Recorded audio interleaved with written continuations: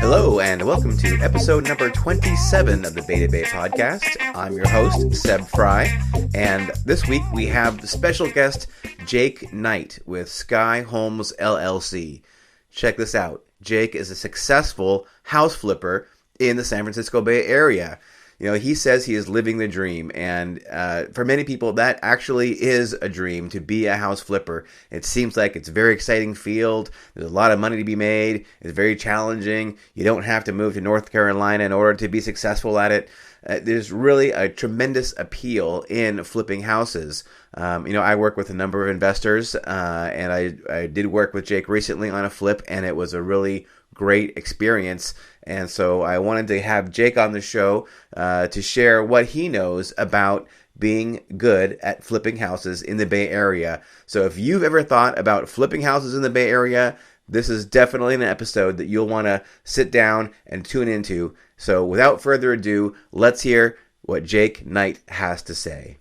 Hey Jake, how you doing? I'm good, Seb. How are you? I'm really good, man. Thanks so much for having me over. No problem. All right, so as you know, I like to start off these podcasts by asking my guests to tell me a little story. So do you have any kind of little story you can share about Jake Knight? Who is Jake Knight? Sure. Well, I'm living the dream, so to speak. I'm a house flipper, and it's really the only thing I wanted to do getting out of high school, which was around about 20 years ago. And I took this long path, and originally, when I got out of high school, my mom and I, we were both getting into real estate, or at least we wanted to, and we heard about this book, Rich Dad, Poor Dad, very well-known real estate investing book. We read it, we went to the seminars, we got the board game, but... Rat race. Yeah, sorry, that's right. No, I was just young, not confident, didn't know what I was doing, so I thought, let me get a job in the mortgage business, maybe then I'll learn the fundamentals of it. So I did that, but as time went by, I still just didn't really feel confident and know what I was doing. This was pre-internet mostly, so there weren't a lot of resources out there. And I just, for some reason, I couldn't do it. I just kind of got into this career mode for a long time. I worked in lending for a long time, and it wasn't until maybe 2 or 3 years ago that I kind of had that light bulb go off again. And since that day, my life has completely changed, and I'm doing exactly what I always wanted to do. It just took me a really long time to do it. So now I'm here, living the dream. A light bulb went off. So how describe that moment the light bulb went off. Were you like doing the laundry, or you were putting a pot pie in the oven? It was more like a dimmer switch when you slowly increase it. The light slowly went on, maybe in the course of like a couple weeks where we sold a house, and we took the profit and put it in a CD. And it was a really good rate. It was 1%. And I'm going to get ready to retire. Oh, wow. You're counting the profit at the end of the year, like, well, it's not really going to make that much. But we started looking into, what else we could do. And I found a website called biggerpockets.com, which is really like the go-to investing place online. And the more I started researching, the more it just clicked. And I remember, laying in bed with my wife at night and just kind of like, talking your ear off. I had all this excitement. I was like, oh my God, we can do this now. This is going to work, and here's how it's going to work. And this went on for, that was the light bulb that went off. Right. Bigger Pockets. Yes, I am also a Bigger Pockets member. So where did you grow up? Where do you come from? I'm Bay Area, born and raised. I grew up in the East Bay. Shout out to Contra Costa. Where in East? I'm East Bay too. Okay. I'm Berkeley. I grew up in Pittsburgh. I went to high school in Concord. Okay. All right. I've lived in Fremont. I lived in Oakland for 4 to 5 years, so I pretty much covered most of the East Bay. Right. So what was your childhood like? Were you like a skate punk, or were you like a studious guy, or? No, I was kind of like if you could describe a C average in every way. That was so I grew up, my sister and I have one sister. Our summers were pretty idyllic, like 80s and 90s kids, where we swam at the public pool, we played sports in the street, played Nintendo. I had a job. My stepdad was a contractor, so from the early age of like 11 or 12, I was out there every summer doing grunt work, tearing apart a roof or painting or at 11 or 12. Yeah, huh? I was doing the dirty stuff. Wow. So I mean, is that legal? Did you Well, pay workers' comp? no, making $5 an hour, which was probably minimum wage back then. And but every summer I progressed and got to do more and more stuff. So wow, it was a good experience. That's cool. That sounds like a great experience. Mm-hmm. So you've lived your whole entire life in your Bay Area, in the Bay Area. Minus 6 or 7 months during the crash, because I was working in mortgage, so I got laid off like 3 times in 1 year, and I said I have to do something else. So I was in my early 20s, and I said I'm just gonna pick up and move to New York. So I did that. Oh wow, like New York City, the Big Apple. Yeah. You were in Manhattan. What were you doing in Manhattan? Moved to Manhattan. Bad place to go with no money. I got laid off, and I just booked a trip with my buddy, and I said, let's go out there. I'm going to look for a job. I got a job, a sales job through Craigslist, and we went for a weekend trip. I lined up 3 interviews on a Monday. One of them hired me on the spot. I was like, I need you here in 2 weeks. So I went back home to California, put everything in a storage, made all the arrangements, broke the news to my family, got another ticket, and found another place to live through Craigslist again. And just went out there. The job was terrible. I ended up quitting. And, what was the job? Were you like a busker for like a nightclub, or? Well, in New York, it's mostly apartments, and so they have a lot of apartment brokers. Right. So I worked for a brokerage, making about 150 calls a day, trying to connect people into rentals. Oh, right. But it was just a boiler room, and I just didn't enjoy it. And the sales manager was really bad. So I thought, well, I'm here. I can find another job. Unfortunately, it was the beginning of the crash, and Citibank had just laid off like 12,000 people. And so Bear Stearns, Morgan Stanley, all those guys were going under. Right? Yeah, and so the market got flooded with people, with job candidates, and I just got pushed to the bottom. And so, but the good news is I spent half of my day sightseeing for about 6 or 7 months, so I really enjoyed it. Right. But I just didn't really accomplish much, so I came back. I love New York. Did you have a degree? Are you a lettered man? Part of my story is that during the crash, or after the crash, I went back to get my degree, and as I was about to finish, maybe 4 classes short, is when I discovered real estate investing, and we had a baby, so something had to give, and it was my degree, unfortunately, but I'm so close that it would be easy to finish. I have no degree as well, confession. A lot of people meet me think that, you must have a degree. No, I'm a college dropout. You look like you have a degree. Yeah, I look like that, right? But no, I do not. I think I have almost enough credits to complete my sophomore year. Nice. So that's where we're at there. Okay, so let me see here. So you were a mortgage broker for, how long were you a mortgage broker for? I only did the sales part of it for a little while, but I worked in the mortgage business as like a processor. I was in sales for a wholesale lender. I did underwriting from maybe 2002 to 2008. Oh wow, it's a long time. Yeah, and then during the crash, I moved to New York, then I came back and did technology sales. I learned that I hate that. And then I was like, I want to go back into lending, because that's what I really like to do. But I didn't want to get laid off again. So the compromise was going to work in commercial lending, and so I did that for about 6 years until last year. But that was interesting because it taught me a lot about risk analysis, how to evaluate commercial property, which is a lot different than residential. So I got a lot of good skills that help translate to what I do now. Right.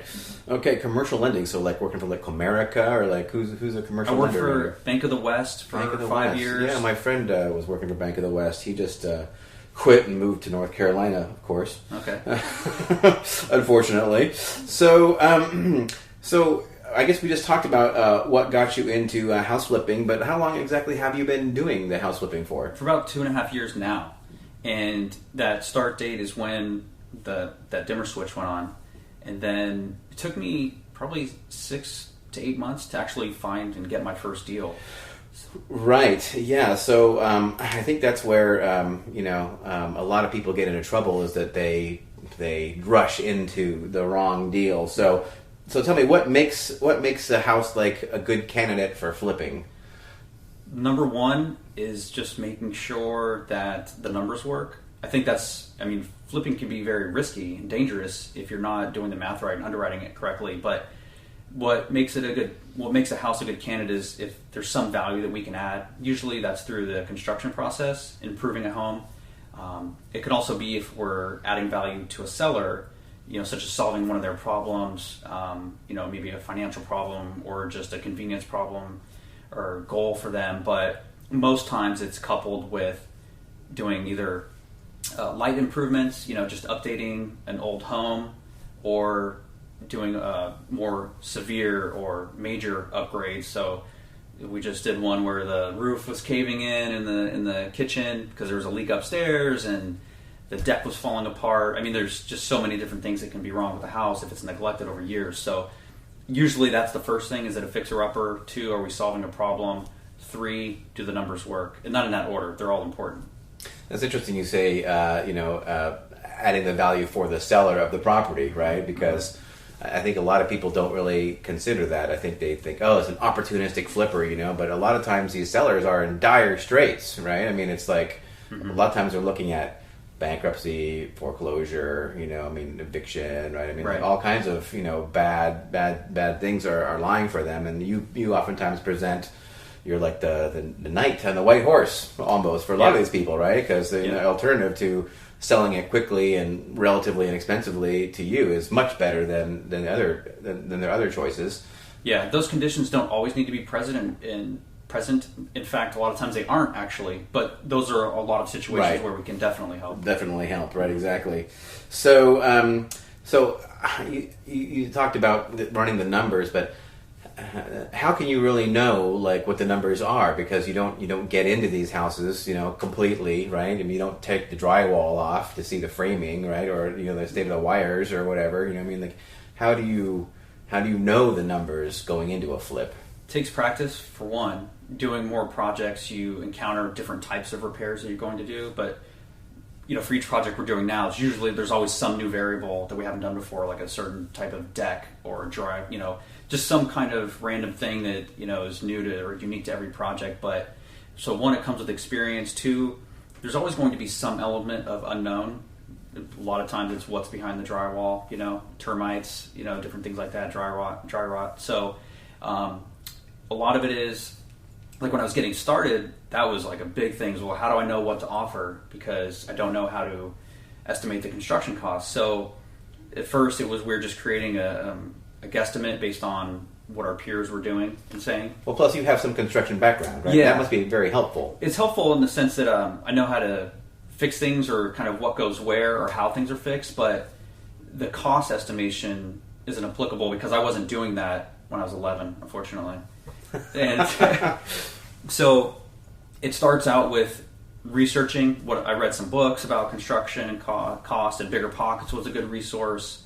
But then it was like, okay, I did my first deal. What repairs do we do? I would try to kind of reverse engineer and see the patterns, and then look at the next deal and say, well, this is what's needed on this house, so plus these other unknowns, and just kind of cushion for that to make sure that if there are any surprises, we're okay. Right. Yeah. So I guess you need to have a certain margin just like built into every job, right? Because it's like overhead and contingency and a disaster. And I think that's what a lot of maybe amateur flippers or first time flippers and even sellers of these properties don't understand, is that you need to have that, right? It's imperative to have that. It's imperative to have that. And if you don't, and I think a lot of flippers get into trouble when they don't have that. Yes. Right? They just absolutely. think, well, I'm going to make $50,000 on this deal right here, so that's fine. You could easily have that $50,000 vanish. And then some. Yeah. Right? There may be a situation I tell you about later in this podcast where that happened to us. We'll see. Oh, I would love to hear about that. But this is the most important thing that I'm just dying to know, and that is who are selling these houses to you? Where do you find these sellers who are willing to give that margin up to you?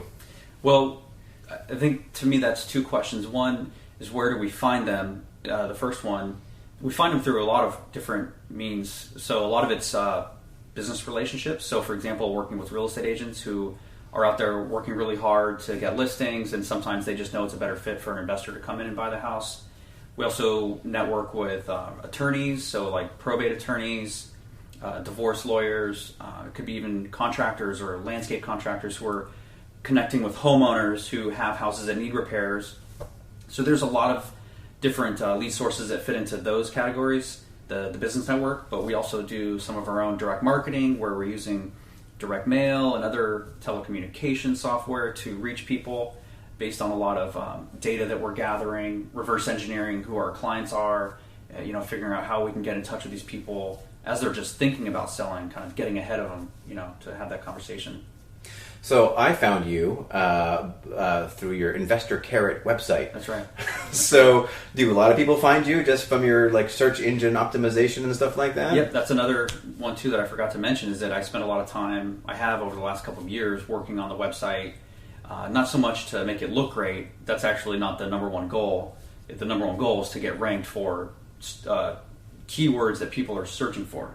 So we're doing okay right now. I've kind of neglected it a little bit recently because I've been busier, but I'm going to do a new website to attract different home sellers. And you're going to do a new website, huh? Yeah, I just I want to get off of the platform that you mentioned, Investor Carrot. I want to have my own site. That's just like a template. Right, you pay $100 a month for that. I had an Investor Carrot trial for a while because I was just. I mean, it looks like a good site to me, right? It's easy, yeah. It's easy, right? Exactly. Mm-hmm. So you basically have just, there is no one, there's not like a main line of these great listings that just shoot them in your pocket. You really have to just scrape and network and find it however you can and just let people know that's what you do. And are there networking groups in the Bay Area that you can go to, or I know that there are, I guess, meetups, like a real estate investor meetups. You go to any of those and meet? I do a lot of networking. That was hard for me at first because I'm a shy and introverted person.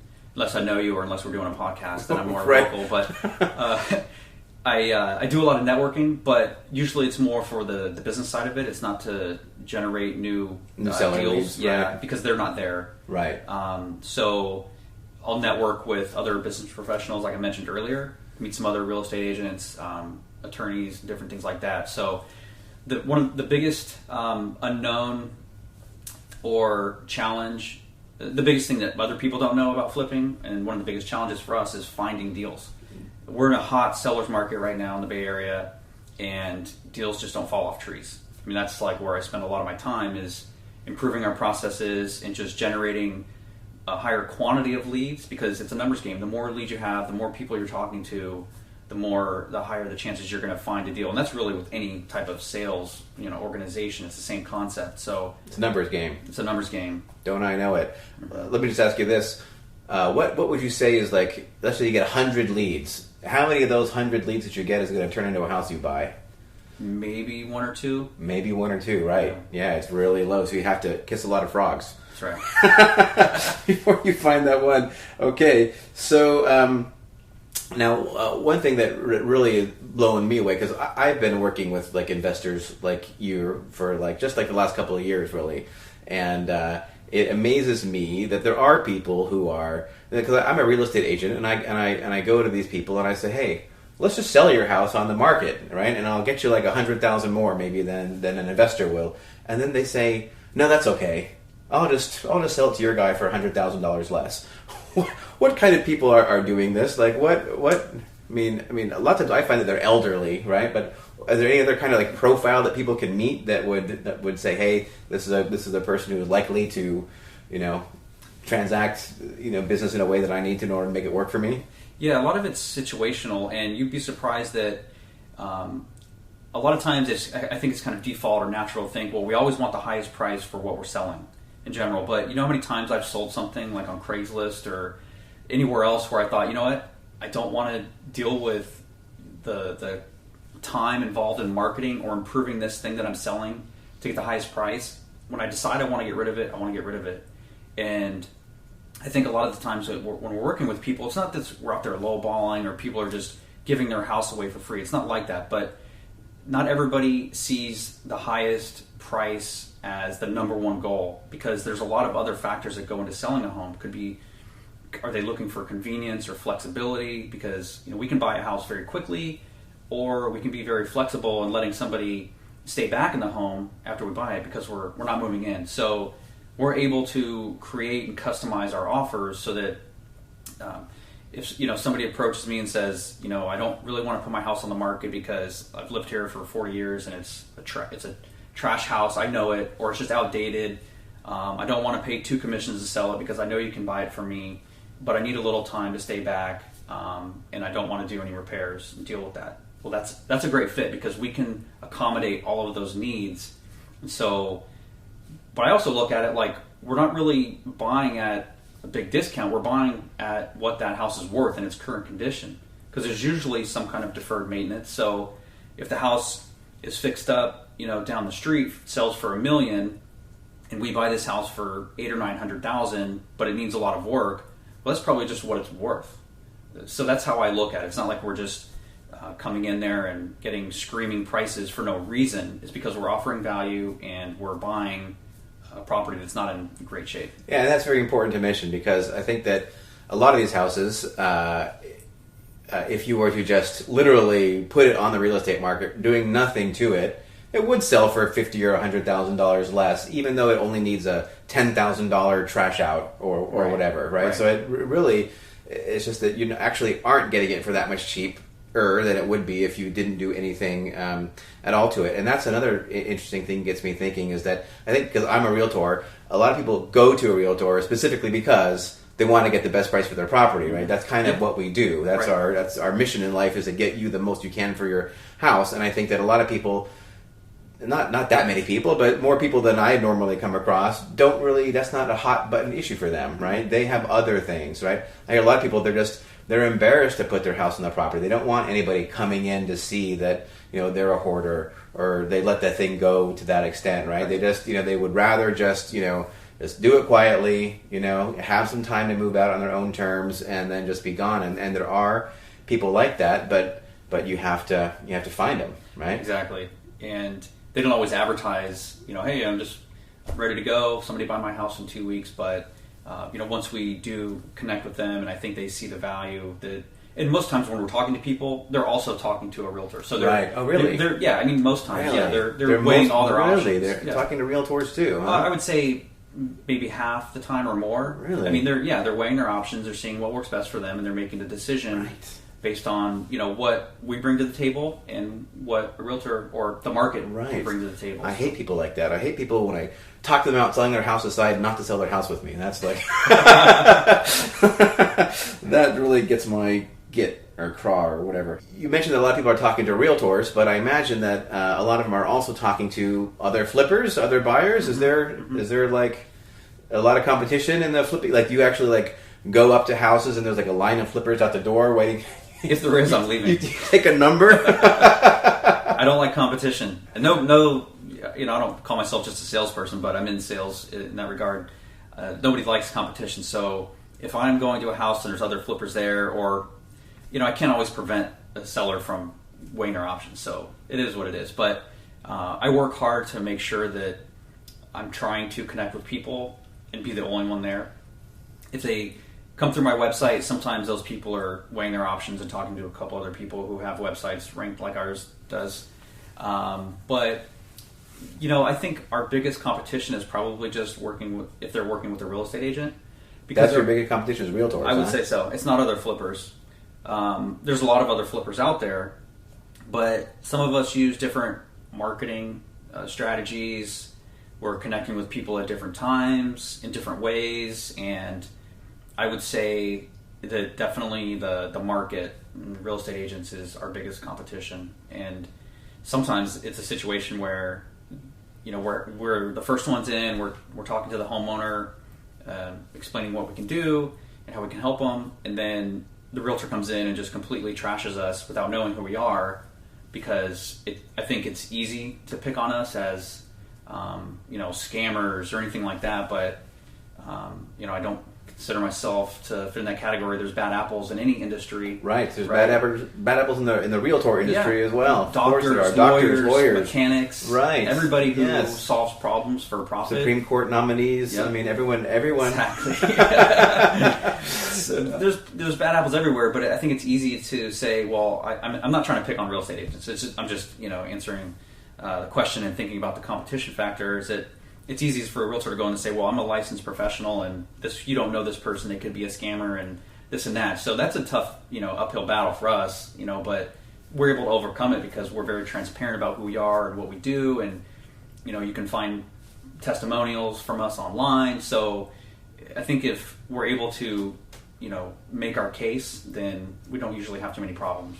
Right. I really like your website because it really shows you as being like a nice person / family man, right? I mean, it really, and I think so much of like being a realtor, in order to get someone to list with you, they have to like you. If they don't like you, they're not, most of the time, they're not going to want to deal with you. And I imagine it's the same thing in your business, right? I think that they're probably the sleazy, hard-bitten flippers probably, don't get that many deals, I would guess. You know? We're in the people business, and not to help my competition, but they're losing out because they're kind of hiding in the shadows and not being transparent. I don't know, for whatever reasons they have, but I feel like we're going to be more successful, and I think we've been successful because we are transparent and build relationships with people. We're not worried about what we're doing or who we are. Where do you get the money to do these flips, right? Well, it started with a little bit of seed money, but it didn't really need to start with that.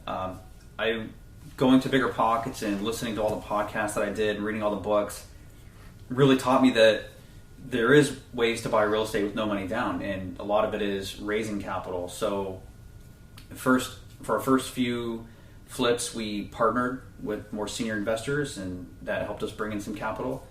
And today, what we do is we use a little bit of our own money that we made, but more so we bring in other people. They're just regular people who have what my friend calls lazy money. Sometimes it's money they have in a self-directed IRA, and we're able to offer them good returns, much better than what they're getting on the market or in stocks, and they're getting some of the best collateral, Bay Area real estate they get. I mean, I'm worried about SEC rules of talking about investment opportunities to non-accredited investors, but just to answer your question, we're working with a lot of private individuals who are bringing in capital to the deals, and it's really no different conceptually than what big businesses do when they sell stocks to raise money or issue bonds. They're bringing in other people's money to fund their business, and that's what we do. That is very interesting to me because I see that all the time, like everywhere.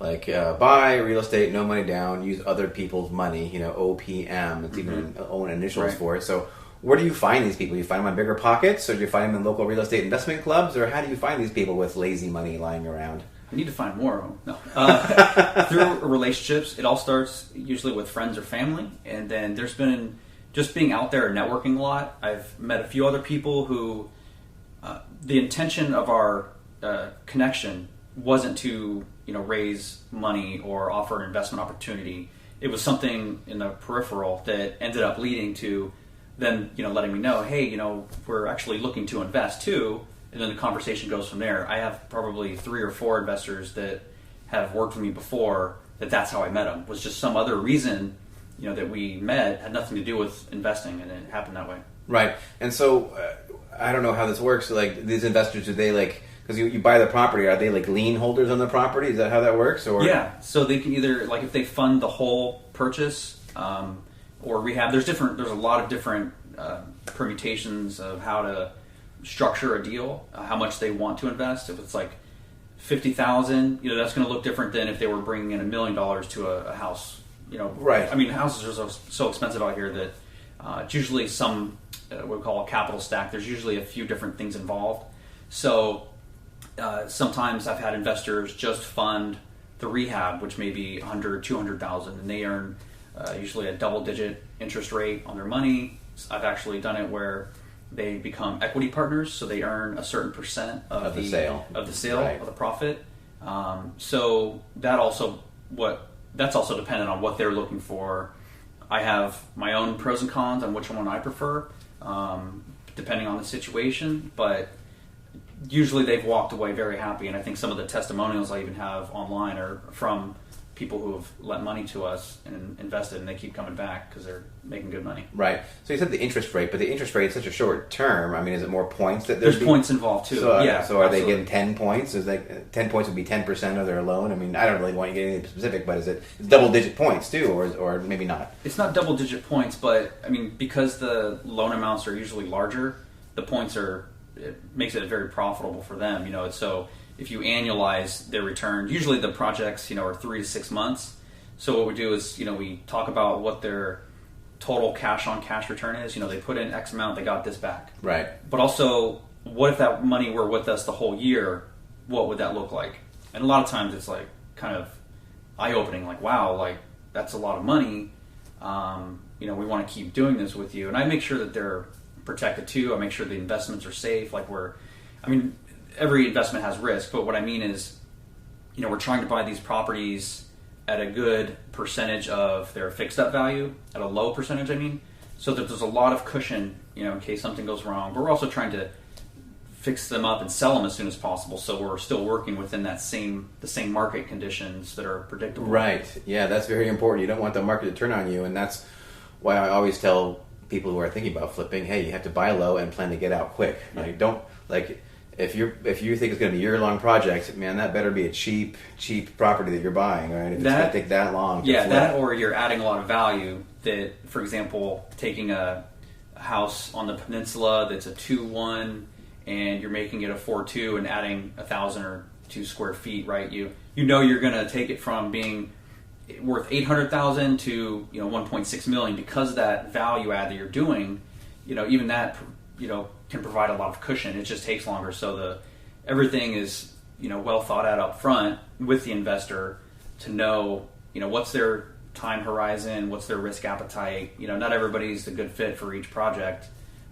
So it all depends on what they're looking for and which projects we have at the moment. So, but it's a little, it makes me wonder because, a lot of times you close these deals fast. You close them in 7 days, 10 days, 2 weeks, right? So you may not know what exactly who you're going to get the money from necessarily when you go into contract. Is that right? So you have to make a bunch of calls real quick. Hey, I got this. That's a good point. We do, I'd say, for a lot of them, maybe half of them actually, not that many, percent-wise, we close quickly within a couple of weeks, but because we have that ability to, so that's one of our value propositions is that we can close quickly. But turns out a lot of sellers don't actually need a quick close, so that gives me more time to really make sure I have the best fit for an investor. But I do have a few people that are, there's usually a few deals going on where I have, these people are tied up, so I know I have another few other people that are ready to go. Not at a moment's notice, but a week. They need time to evaluate it. I need time to present it. But yeah, there's usually a few people on deck ready to go. Right. Okay.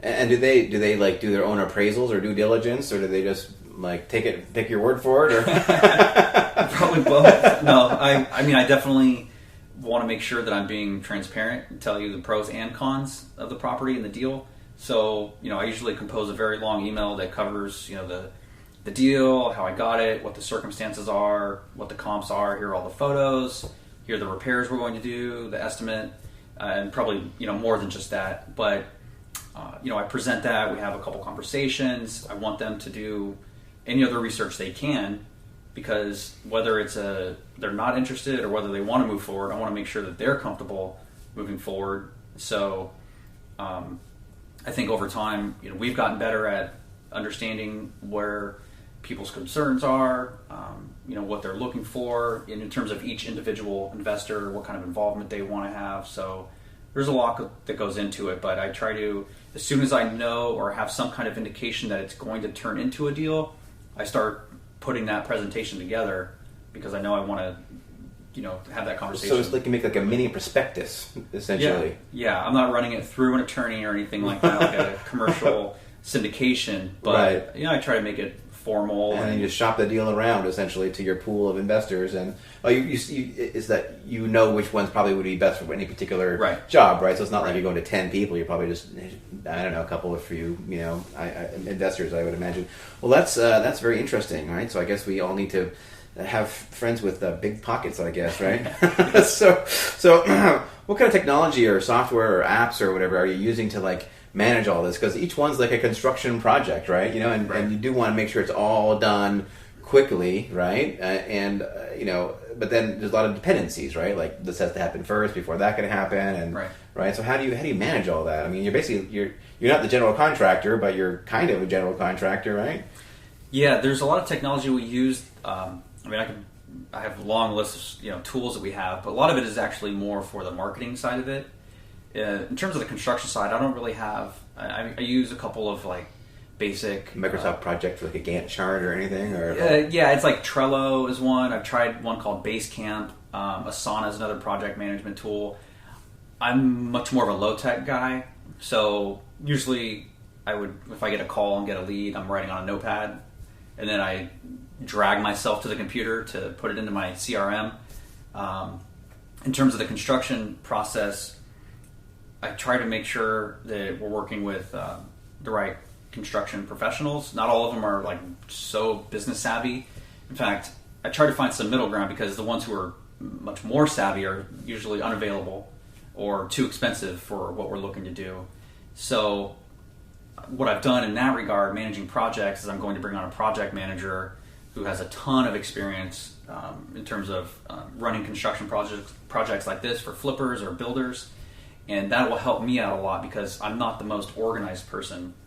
And I've had some issues with managing the projects, because I'm not like super on top of every little detail and understanding in a very fluid way all these little pieces that need to go together. I want the general contractor to handle that, and I want my project manager to make sure that the general contractor... Oh, you have a project manager? He's going to start on our next flip, yeah. Okay. So, like this summer, we were really busy. At one point, we were up to, I think, 5 projects, and it was just me. My wife works with me too, but she also has a full-time job. So, and plus you have kids. And we have kids, yeah.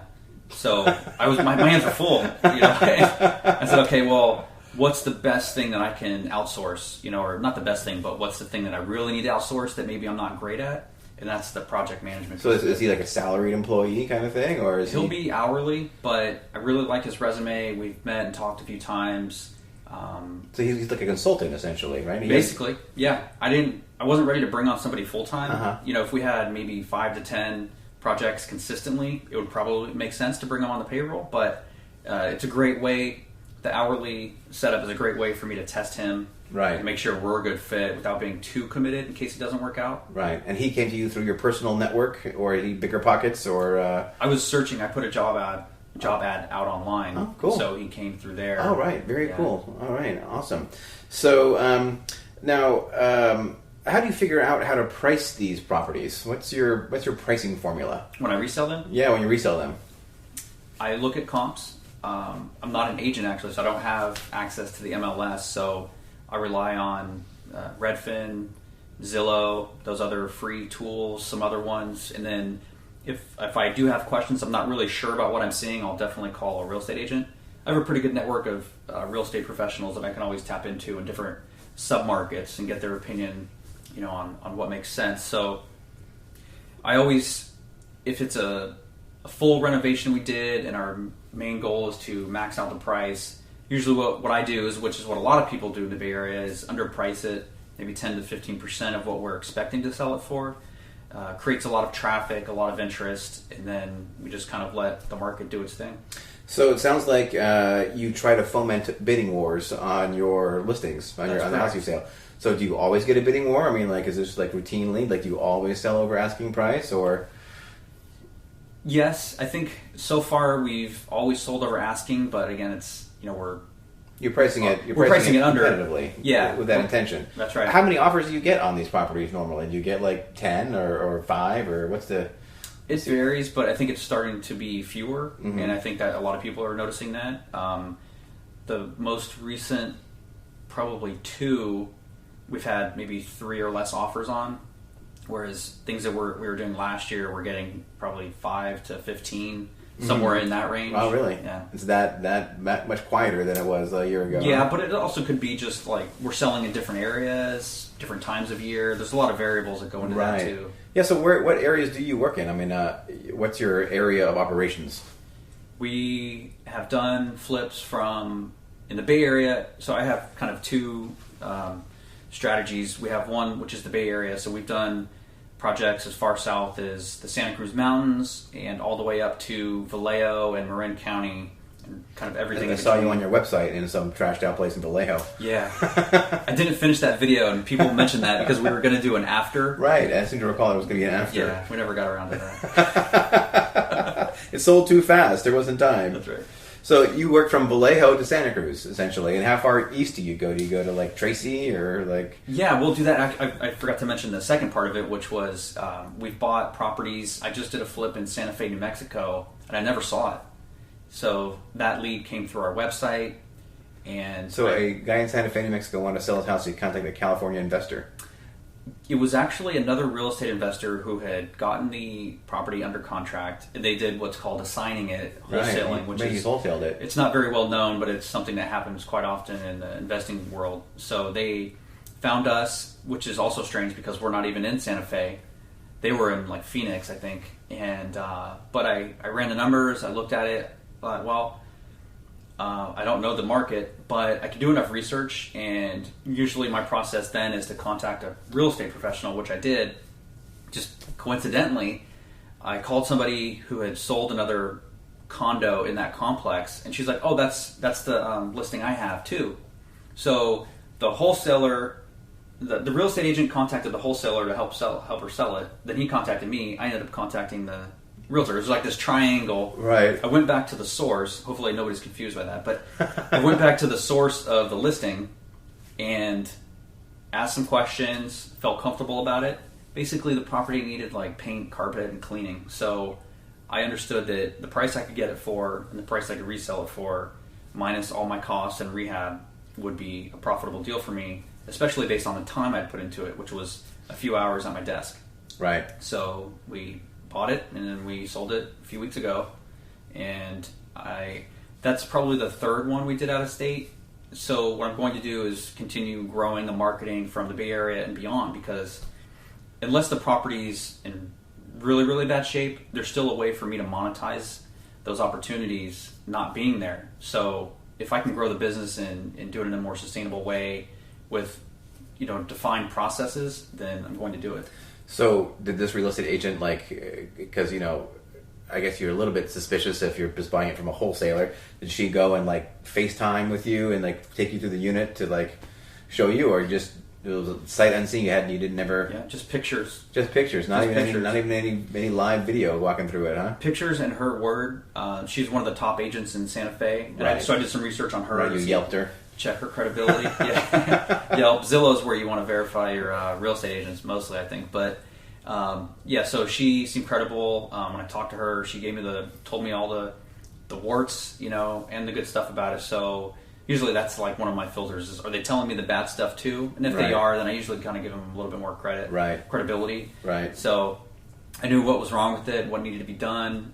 She told me it's not the greatest neighborhood in Santa Fe. It's not like people are just flocking to be in this part of town. And the HOAs transferring, so there's some issues with that. So I knew fairly well what to expect with it, and I decided it was worth the risk. Right, and panned out. So do you do a lot of wholesaling yourself? Do you get these deals and then just sell them on to somebody else a lot of the time? Or done it a couple times. In fact, that's one of when you asked about how do we price our resales, and we're not always just going to the market for the highest price. In fact, there's two this year and one that's going on right now where we're selling them off market, meaning we're not putting it on the MLS. We're just using our network to sell these properties. And are you selling before you fix them or after you fix them that way? They're not fixed up. Right. Yeah. So you wholesale them to your network, basically. Yeah, basically. So a lot of times we'll still buy them, but then resell it right away. So it's basically like real estate arbitrage where... Right, and it's interesting because I was seeing that on Bigger Pockets, I think it was, or what was it? I don't know. I read so much of this stuff, but the guy goes I'm an investor. He said, and I found the great secret source for finding these discounted properties, and I get them from wholesalers, right? Which is that's cheating. You're not supposed to find them that way, right? I mean, but I guess it happens a lot, right? Yeah, it happens a lot. Yeah. So how do you get on your wholesale deals list? Do you have a wholesale deals list? Probably top secret, huh? For the ones I sell. Yeah, right. It's just it's a networking thing, really. Right. And then there's always people who are making themselves known as investors and flippers that they're looking for opportunities. Because, like I said, deals are hard to come by. So right. The investors who are out there looking for flips are trying to let everybody know that they're there. So if you have a good deal, the saying is, if you have a good deal, you'll find an outlet for it. You'll find a buyer for it. So we did one in San Jose that I owned for maybe 4 to 6 months, decided not to rehab it, and we sold it to another investor who I found through an agent that I'm close to. She's like, I have a buyer for it. Let's make a deal. So I did a small showing for people. I blasted it out to my network. I said, I'll be there for 3 hours on a Wednesday. come by if you're interested. Yeah, I saw that email, I believe. Okay. So on these wholesale deals, do you take title to them, or do you literally just sell them on, like you get them into contract and you sell them on before you even take title to them? There's pros and cons of doing both. I've only truly wholesaled, meaning just assigned the contract once. I've actually taken title probably to 2 or 3 that we didn't actually rehab and resell. So again, the concept is just buy low, sell low, and save the time and headache of rehabbing it. Rehabbing is hard too. It's not super easy. It looks fun. It's glamorous on TV, right? But it's there's times where you're just like, I'll take let's see if I say this right, the fast nickel versus the slow dime. Right. And so that's why we do that.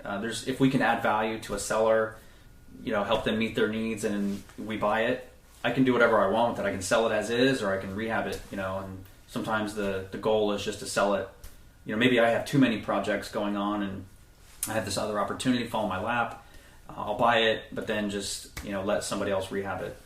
So, do you have trouble with, like when you write a purchase agreement, do you always write, Sky Homes LLC and or assigns? Is that like a standard thing you do, and you write that in every purchase agreement, or? Not every time. Sometimes if the opportunity comes from a real estate agent, it's, a lot of them don't like that, and right. I think we're taught not to like that. Yeah, and I can understand why, because there are some wholesalers out there who have no intention of closing. Right. Yeah, you don't know who you're going to do business with ultimately. Right. Yeah. So if it comes from a real estate agent and I want the project, then I'll buy it like every time. I won't even bother including the language to assign it. Right. And even when I work directly with sellers, I let them know. If I have partners, or I may assign the contract, I'll let them know if I even have consideration of doing that and why I would do that, just so that everything's up on the table and nothing's, no surprises later. Right. Yeah. So it just might happen that in the course of your transaction with the seller that you find somebody, and then you're like, okay, well, if you'll pay me this much for it, then I'll just sell it to you that way. So how often do you use a realtor to sell your property? I mean, like, are you doing it? It sounds like not that often. It sounds like maybe only like half the time you're using a realtor when you sell these properties? No, more than half the time, because we rehab probably 8 out of 10 properties that we get. All so right.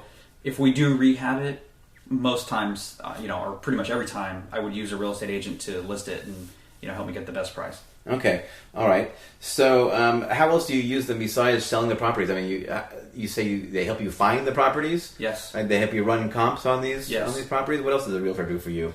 Those two things. How do they earn their keep? Because they're paid a lot of money. I paid a lot of money to real estate agents. Do you get value for that money? I mean, yeah, absolutely. What are they doing for you? Absolutely. Real estate agents are, an integral part of what we do, which, it seems weird because sometimes we're competitors in a way, but I definitely rely a lot on agents from the beginning.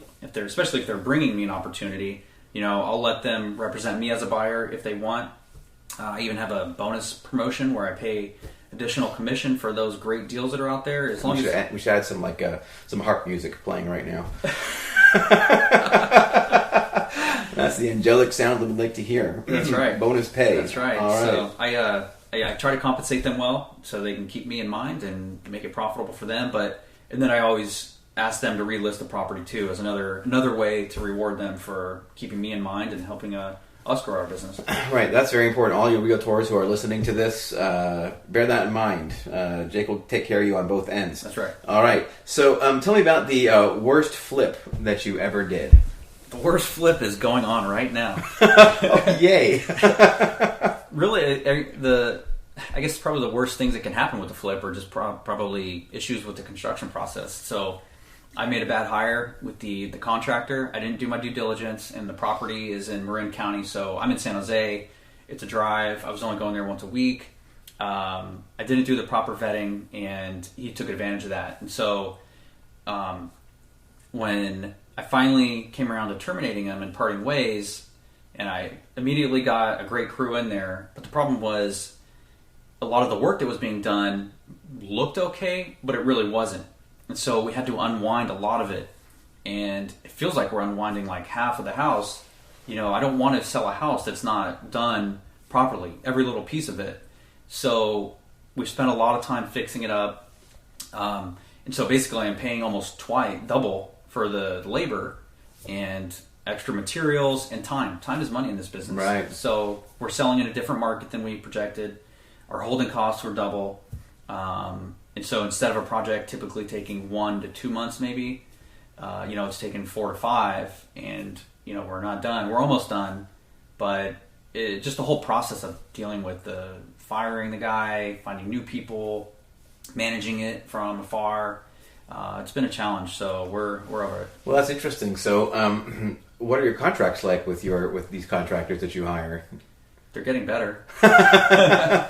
Basically, it's like I can fire you anytime I want to, or how does that work? I mean, I made a rookie mistake and not. I had done it on other jobs, but I didn't do it on this one for some reason. Where I scheduled the compensation to be more on a time basis versus a completion basis, and I don't know why I did it that way. I look back and think, like, what was I thinking? It's an obvious mistake, and if that one mistake hadn't have happened, I probably could have avoided a lot of the trouble that we're in. So, just now it's that's part of the reason too with the project manager is I need to improve a lot of the processes with the construction process and the hiring process.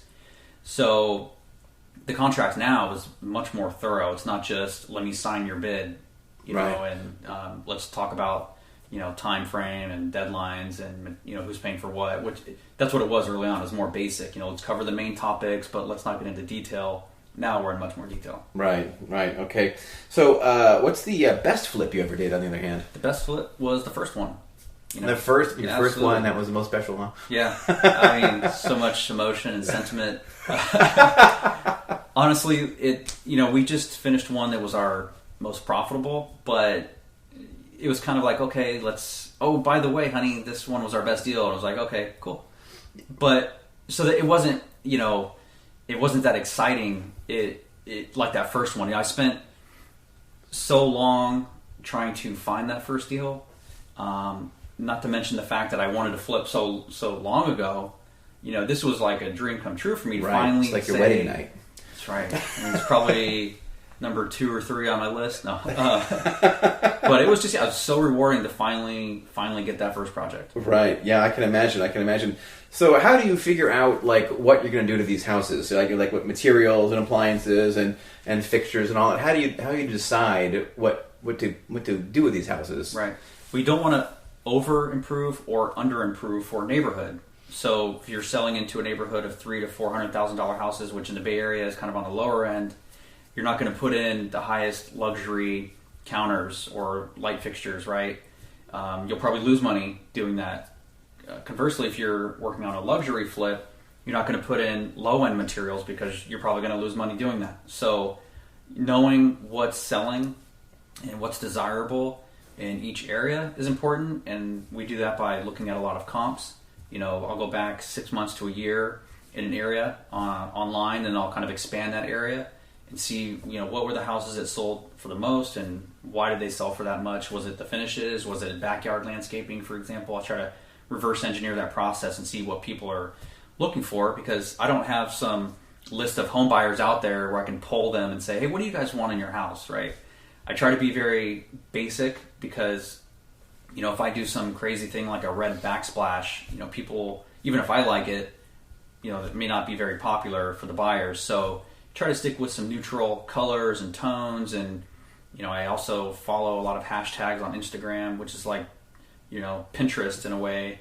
I can see what all the trends are and things that are maybe a little bit too new, the masses aren't ready to appreciate. So I try to take in a lot of different trends and either local or national and factor those in. Do you go to home shows and stuff like that? I don't go to home shows, but I do spend a lot of time at the home supply stores. Right. Kind of knowing what materials are out there, what the prices are at different places. It's actually, that's one of the things about the shows that is so interesting, I think, to people is the selecting the finishes and coordinating. I don't like it. It's hard.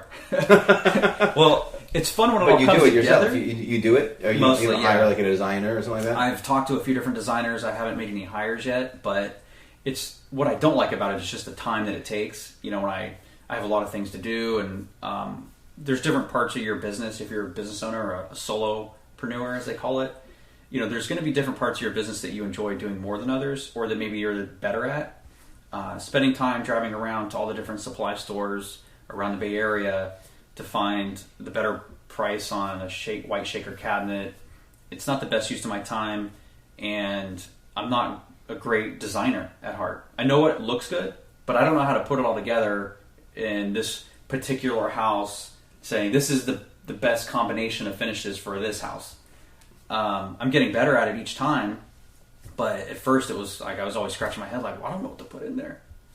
So that's actually very interesting. Something you said a minute or two ago is that you reverse engineer other houses in the neighborhood. So that's a great way, it seems to me, to figure out what you need to do to other house. Because if you're using those comps, you want your house to look as much like those other comps as you can in terms of what went into those houses. So do you go to open houses? Because it's hard to tell from an MLS picture or Zillow picture what's really in the house. You go to open houses and stuff like that and check out houses in neighborhoods when you're flipping? I used to, yeah. And in fact, around the time that we're about to select finishes, sometimes I will go actually look at those houses, but I stopped doing it just for time. We have a baby, weekends get kind of busy too, so open houses are always on weekends, of course, so it's harder for me to get out and go, especially if it's not somewhere in my neighborhood.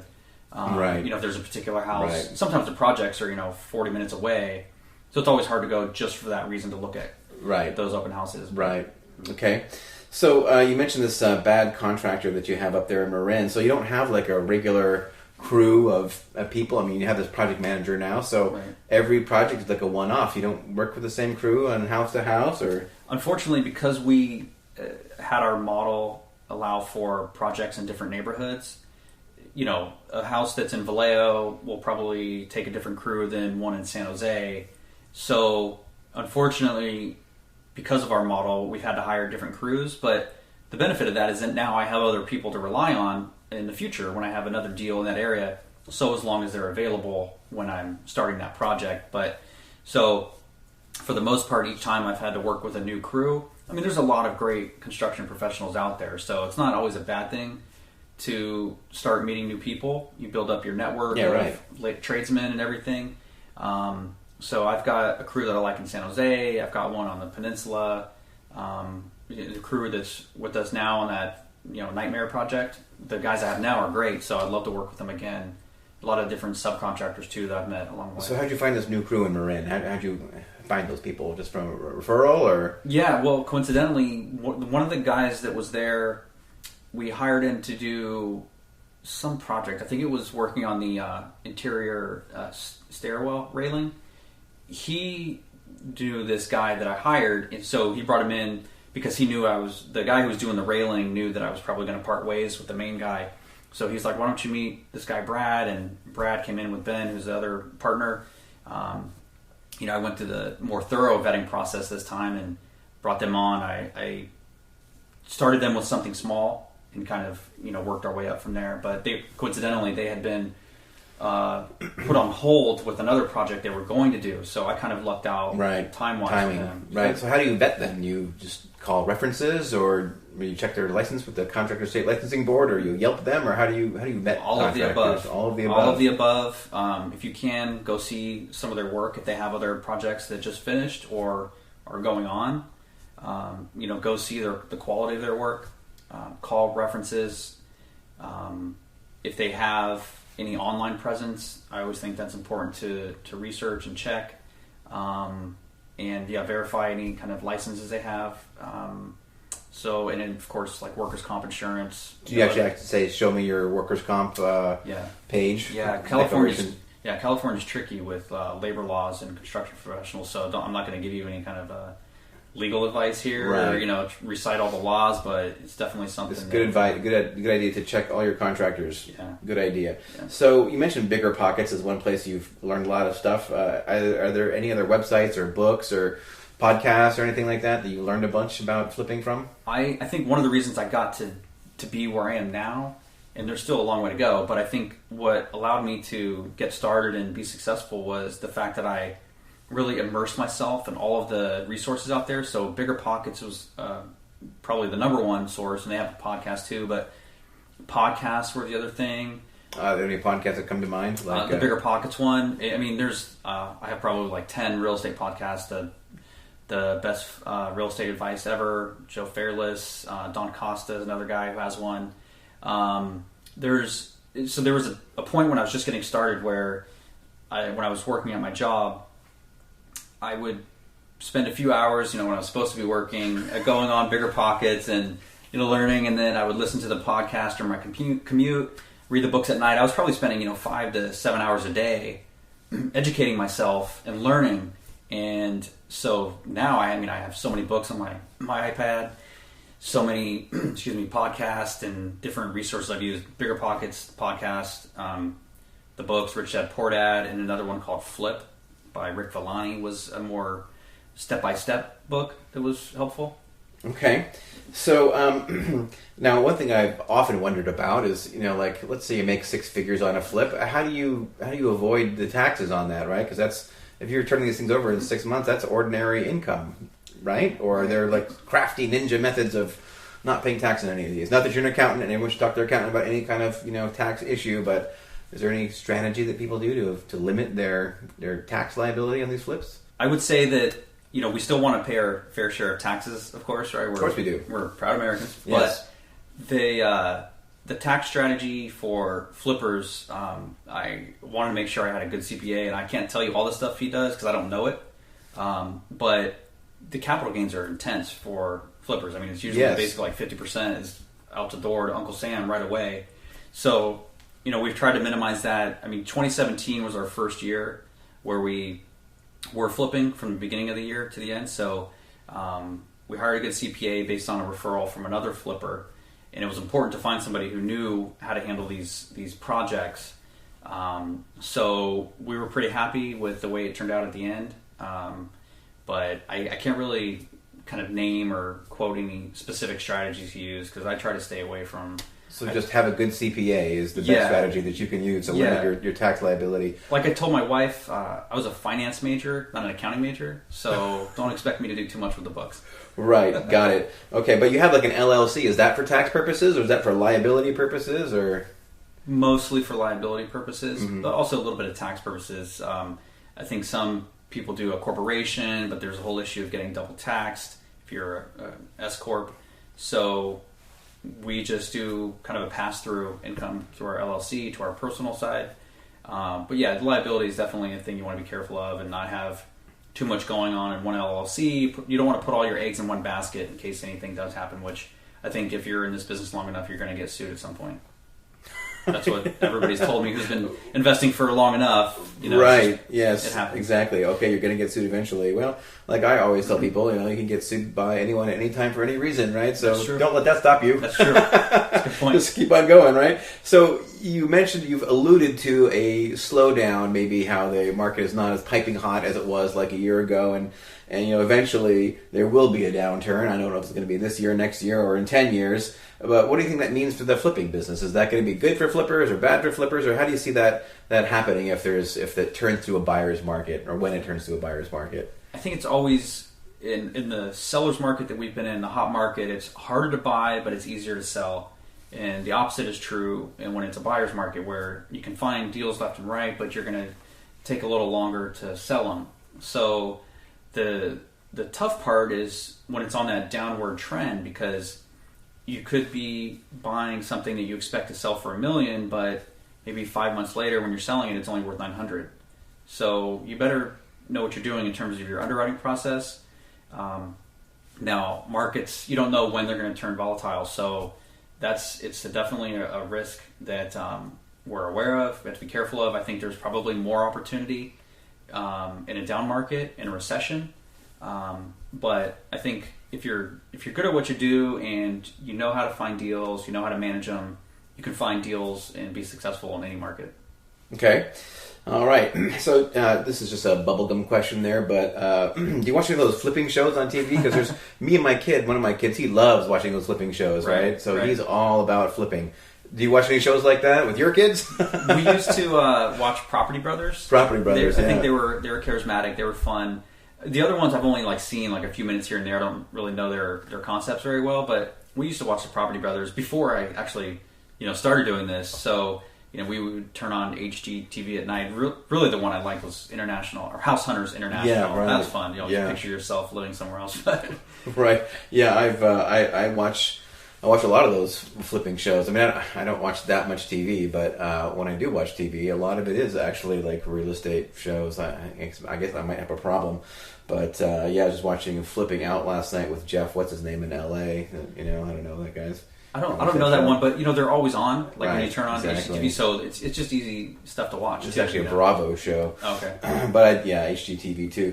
So we need to wrap things up here. Do you have any parting advice for our listeners? Because I know there's so many people who want to flip houses. Like everybody wants to flip houses. Any advice for like wannabe house flippers? If you want to do it or want to start, I would just first do the education piece of it.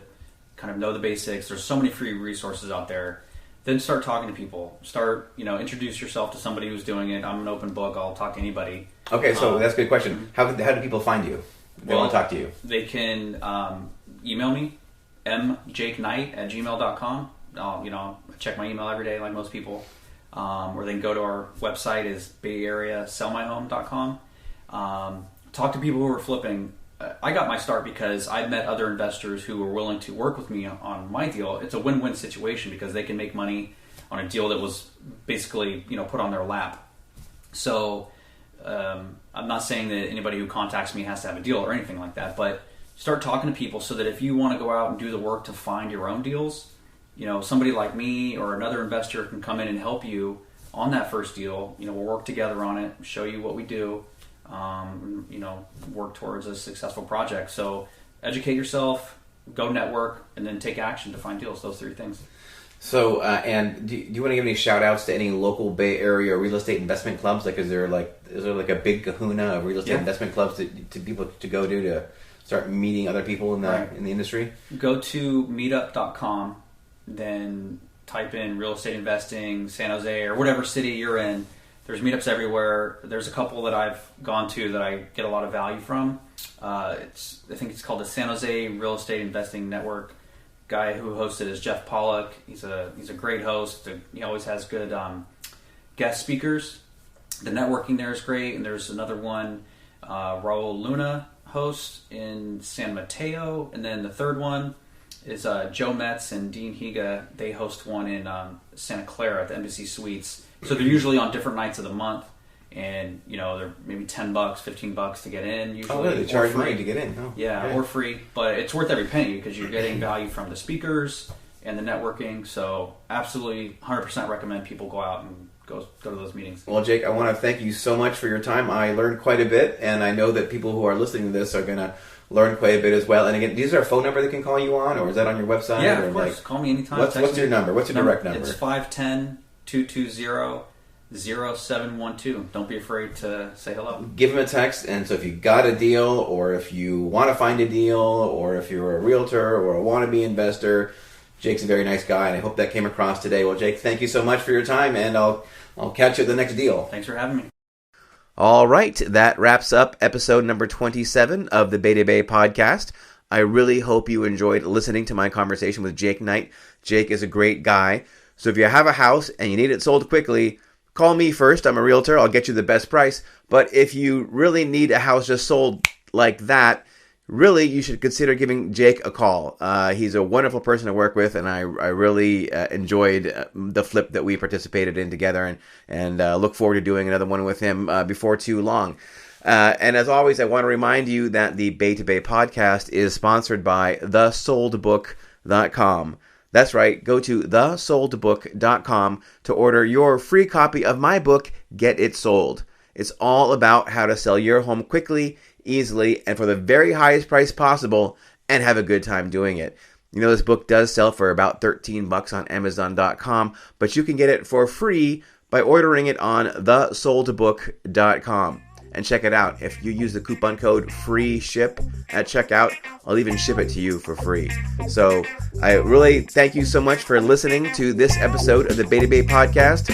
Stay tuned. We'll have another episode for you before too long.